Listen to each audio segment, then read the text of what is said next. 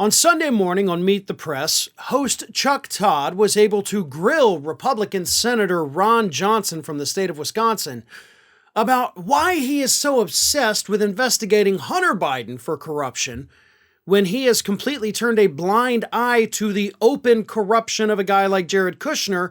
And unlike Hunter Biden, Jared Kushner was actually a part of a presidential administration. And as Chuck Todd points out in the clip, which I'm going to show you in just a second, Chuck Todd points out Jared Kushner was receiving loans for his company while he was in office from the countries he was overseas making deals with. Like everything they have accused Hunter and Joe Biden of doing, Jared Kushner did it. And that's not speculation. He got the money. He went overseas. He talked to these foreign countries, the foreign leaders, and the next thing you know, he's got money from them. Isn't that exactly what y'all are accusing Hunter Biden and Joe Biden of doing? Well, Jared did it. The difference is when Hunter and Joe Biden did it, in quotation marks, they were both private citizens, so there's literally nothing illegal about that. Jared, on the other hand, was a member of a presidential administration, so here is Chuck Todd giving it to Ron Johnson, and Ron Johnson being too panicked and confused to even know how to respond to it. Take a look. I have skepticism of both parties. I sit here with skepticism of a lot of people's work. And I'm curious, were you at all concerned? Your Senate Democrats want to investigate Jared Kushner's loan from the Qatari government when he was working in the government negotiating many things in the Middle East. Are you not concerned about that? And I say that because it seems to me if you're concerned about what Hunter Biden did, you should be equally outraged about what Jared Kushner did. I'm concerned about getting the truth. I don't target individuals. You don't? You're targeting Hunter Biden multiple times on this show, Senator. You're targeting an individual. Chuck, Chuck.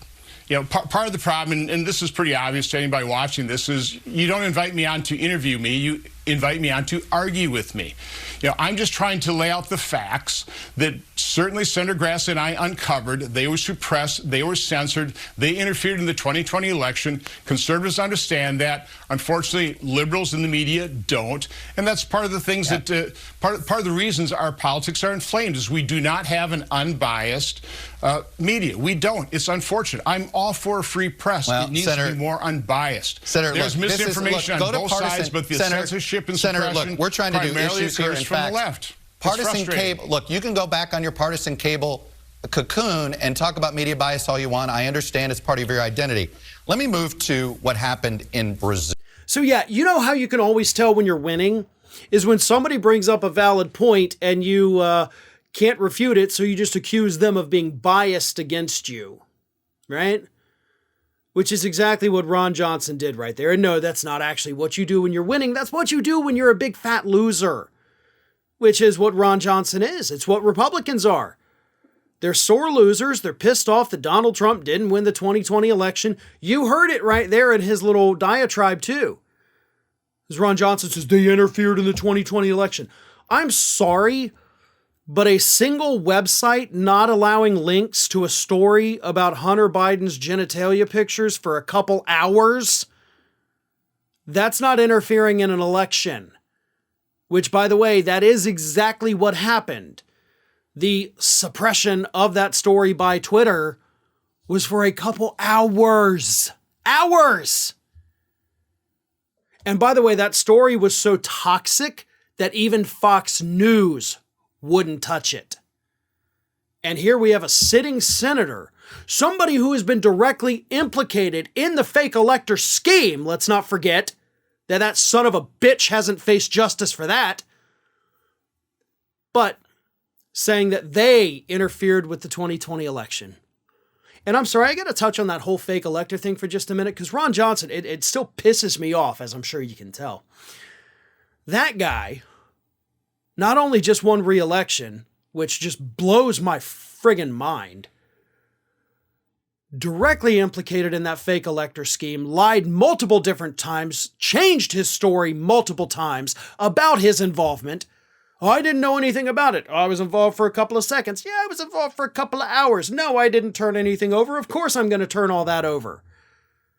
The guy can't keep his story straight, which is the very first thing you would look for if you were looking for somebody who was guilty as hell. Hopefully justice comes for him. That's what we as a country deserve. But instead of facing justice, this friggin' Yahoo is allowed to go on the Sunday morning talk shows, spew a bunch of crap that is total and complete lies, then get mad when he's asked a legitimate question. Saudi Crown Prince Mohammed bin Salman is on record in 2018 saying that Jared Kushner handed him classified information about individuals that Saudi Arabia was seeking information on. He said that Jared said, "Here is your list of enemies." That's from 2018 is when that report came out. And Jared has just not faced any consequences either, much like Mr. Johnson himself. Jared got money from those same countries in the Middle East where he was allegedly working out that peace deal, right? No, he wasn't. You're a damn fool if you think that's what Jared Kushner was over there doing. He got the loans because that's probably what he was over there working on. Maybe he spent a couple minutes talking about peace, but I'm willing to bet more of the conversations were focused on getting a piece of that pie, right? Because you wanted the money, Jared. And people like Ron Johnson would rather go after a private citizen like Hunter Biden, who sure used his dad's name to make tons of money. That's not illegal, though. Abusing a cabinet position in order to secure loans for a private business that you own? That is what the government needs to be looking into. But Hunter Biden didn't do that.